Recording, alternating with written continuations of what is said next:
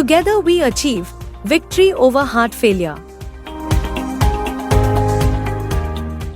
Good evening, everyone. I am Dr. Ashish Jain, and I am working as a consultant cardiologist here in Sir Gangaram Hospital, New Delhi. And today I am going to speak on some common myth that in the society. And the most common, like first myth is whether the heart failure only targets the elderly. I'll answer that.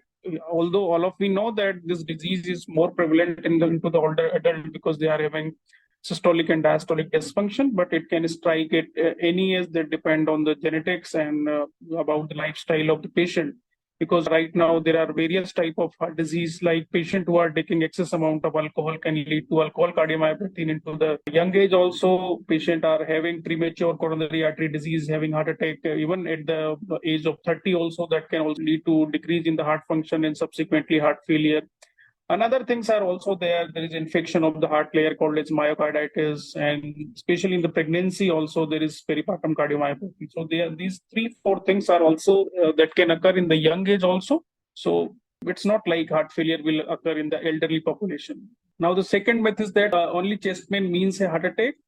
No, although a chest pain often signals a heart attack, but other symptoms can happen without the chest pain, especially in the diabetic patient. They doesn't have typical chest pain, while they basically present with the chest pain like symptoms like they are having breathlessness, they are having some giddiness, sweating, feeling of nausea, and these are the symptoms. And especially in the different type of heart attack like inferior wall myocardial infarction, some patient might only complain of only epigastric pain also. So it's not like every patient should present with the typical chest pain.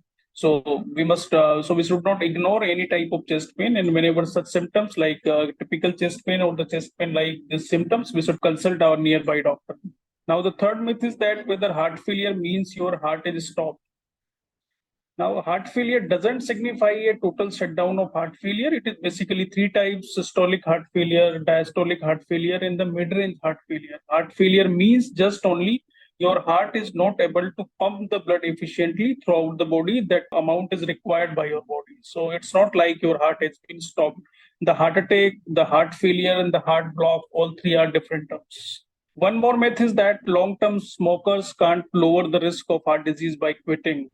But I'll answer this question is that the moment you quit the smoke, regardless of your age or history of the smoking, your benefits kicks in.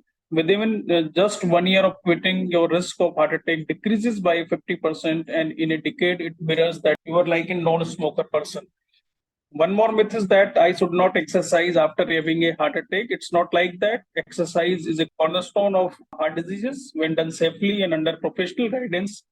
Regular physical activity can bolster the cardiovascular health. It can boost the endurance and significantly enhance overall well-being of individual with heart failure. So there are a lot of studies with the yoga and the exercise that will improve your functional capacity, your VO2 and everything, and ultimately it will convert beneficial the patient who are having weak pumping of the heart secondary to any type of heart attack or other problems. So with proper care and treatment, individuals with heart failure can lead fulfilling lives, navigating their condition and with resilience and determination. So I hope this information has been helpful for you. Thank you everyone for listening.